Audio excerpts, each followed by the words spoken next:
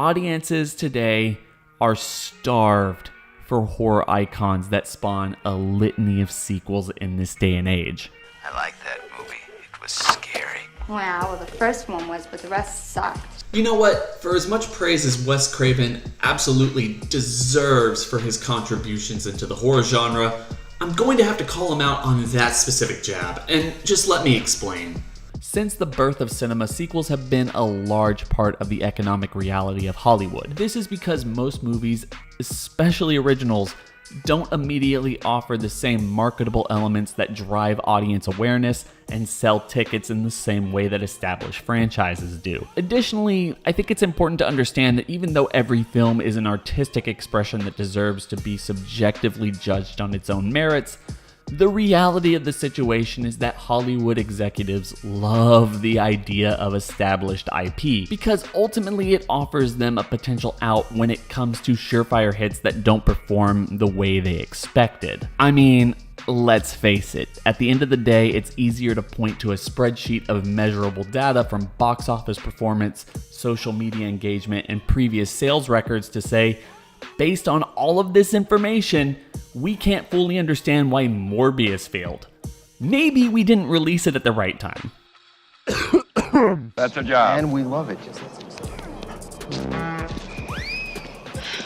This type of thinking exists amongst all genres and artistic expressions in the world of cinema. It's just that when it comes to the horror genre, the budgets of each individual film are smaller. So lines between mid-level success and outright hit are a lot more blurred than the typical genre fare. As such, horror sequels have always been some of the safest bets in Hollywood, as they're almost always guaranteed to put audiences in their seats. And this was certainly the sentiment of the 1980s, a decade lost to the rat race of trying to find the next big horror icon, the type of established character that headlines not only their own film series, but a multimedia empire. This was the decade where Michael Myers returned home, Freddy Krueger haunted everyone's dreams, Chucky just wanted to play games, Pinhead gleefully showed us such great sights, and Jason Voorhees stalked campers at Crystal Lake. Now, obviously, all of those franchises have had their ups and downs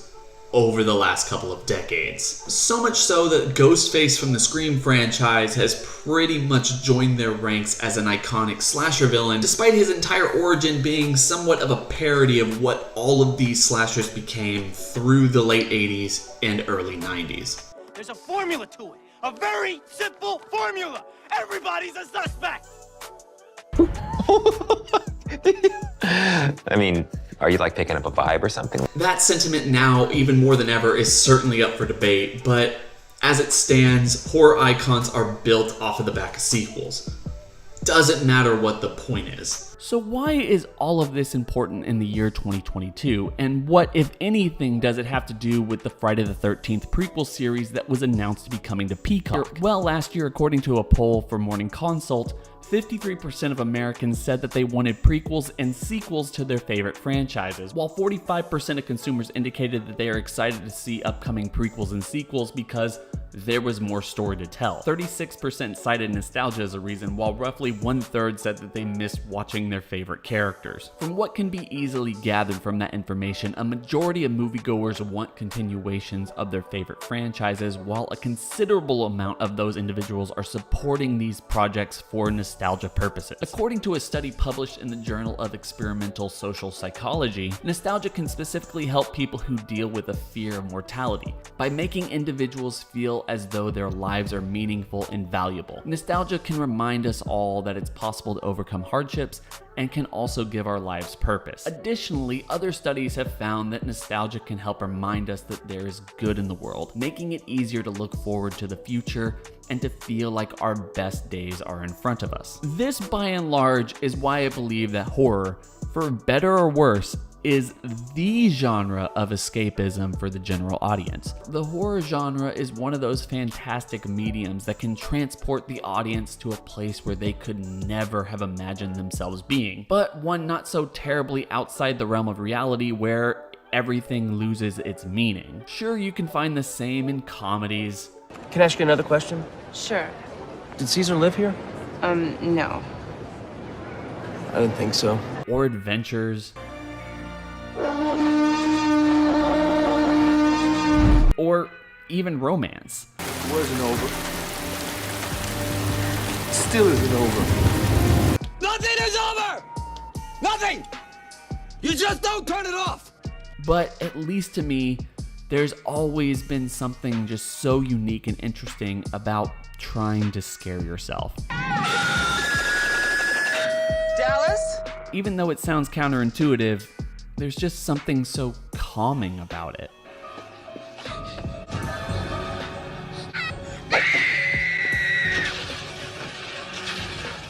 I've always chalked this up to the fact that horror can break us away from the mundane distractions of our day-to-day lives, temporarily releasing us from the responsibilities of our 9-to-5 or upcoming final exams. You savor everything, be it a glass of water or a walk in the park. Clock is ticking, John. But most people have the luxury of not knowing when that clock's gonna go off. And the irony of it is that keeps them from really living their life. It keeps them drinking that glass of water, but never really tasting it. For me, the horror genre, unlike every other popular storytelling medium out there, can take a step all the way back and subconsciously remind us that every day is worth living, because it's a storytelling medium that fully allows us, the audience, to identify with the bad guy, elevating our collective fears around the unknown and offering an exploration outside of our daily routines. It gives us a chance to identify with our own dark sides, both individually and collectively, as kind of a cathartic societal purging of our darkest, most human desires. The same type of emotions that aren't easily expressed in polite society. Please just let us purge. And I honestly think that this is an important emotional sentiment to keep in mind when trying to remember the main thesis of this argument, that people today are starved of horror icons. There may be something real wrong with me. Today, the world around us feels just a lot more fragile than it did just even a few decades ago. And based off of everything that we've just talked about, with nostalgia playing a huge part in people's comfort with watching sequels, prequels, or continuations of their favorite properties, is it any wonder that we've seen an increase in audience interest in established horror brands over the last few years? This year alone, we've seen the third chapter of David Gordon Green's Halloween franchise slide past the $100 million mark worldwide, as the Scream franchise came roaring back from irrelevancy after a failed attempt about 11 years ago. All the while, Predator, Hellraiser, and the Texas Chainsaw Massacre have found enormous success in the world of streaming. And at the same time as all that, we've seen film producers push for a gigantic expansion into the Strangers franchise, and Netflix is considering more entries into the Fear Street series. And at the same time, you can't forget the fact that the Chucky franchise continues to find success on the small screen, and the absolute sensation that is Art the Clown's success in the world of independent film distribution. All of this on top of, as I previously mentioned, the estate of Wes Craven looking for the right pitch to bring Freddy Krueger back into the fold. You know what? That's something that we're probably going to have to discuss on this channel soon.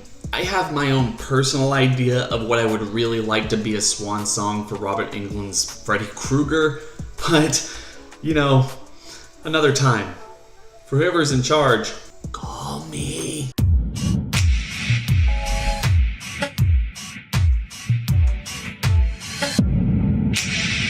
The KRW Network.